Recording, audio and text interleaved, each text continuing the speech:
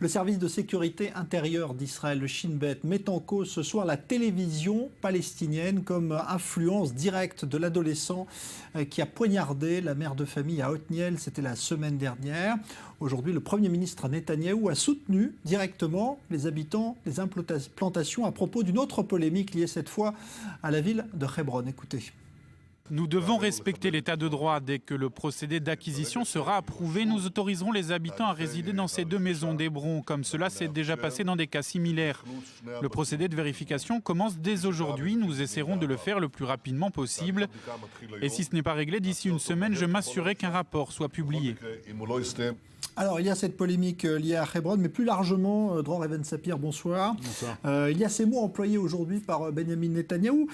Comment est-ce qu'il faut les interpréter? Est-ce que c'est une manière de défendre la politique d'implantation d'Israël coûte que coûte, malgré les critiques?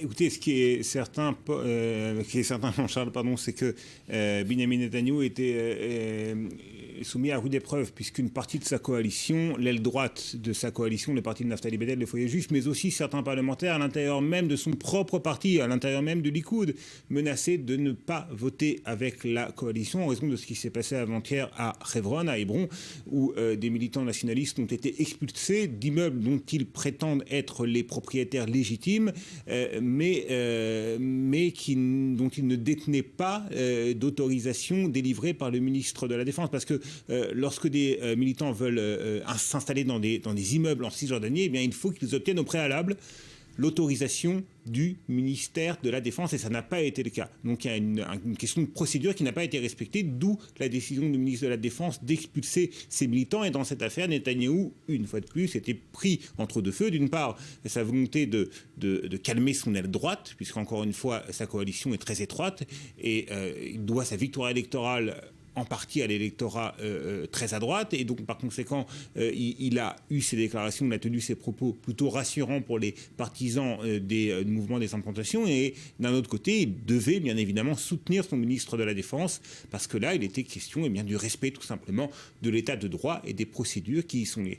Alors, on est un petit peu décontenancé en ce moment par ces discours politiques, d'autant que dans le même temps, le chef de file de la gauche travailliste, qui est en France, Yitzhak Herzog, lui, dit carrément qu'il n'est pas temps d'avoir un État palestinien, ce n'est pas le moment. En tout cas, c'est pas réaliste. Au dire d'Yitzhak Herzog, il n'est pas réaliste d'espérer parvenir à un État palestinien dans les conditions actuelles. C'est donc des propos effectivement surprenants de la part du numéro 1 de la gauche israélienne, du centre-gauche en Israël, Yitzhak Herzog, et des propos tenus à Paris devant des chauds partisans de l'État palestinien, que sont François Hollande et Laurent Fabius. Et d'ailleurs, Herzog est allé plus loin. Il a reproché à demi-mot aux Occidentaux et aux Français d'être à l'initiative d'un certain nombre d'initiatives internationales visant à imposer, selon les termes d'Herzog, un règlement du conflit à Israël.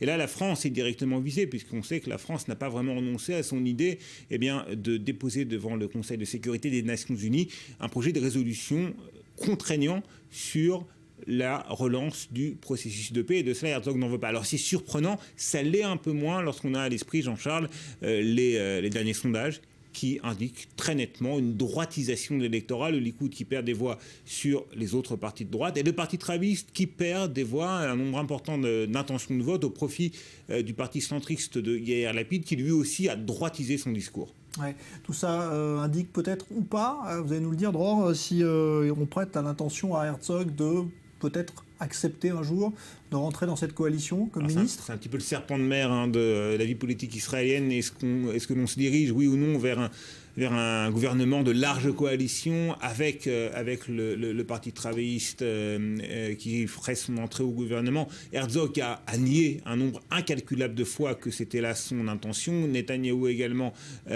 qui finalement peut tout à fait se satisfaire d'une coalition étroite, parce que personne dans cette coalition étroite n'a vraiment l'intention de ne pas respecter les règles du jeu et de provoquer des élections anticipées. Donc pour l'instant, les conditions politiques actuellement n'indiquent pas que l'on se dirige vers ce scénario.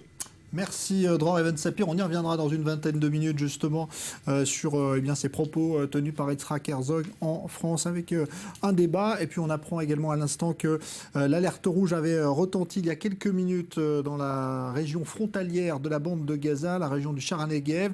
2 roquettes ont été tirées. Elles sont tombées dans un terrain vague sans faire de blessés ni de dégâts. Pas de revendication. Là encore, on ignore quel groupe de Gaza est donc à l'origine de ce tir de roquettes.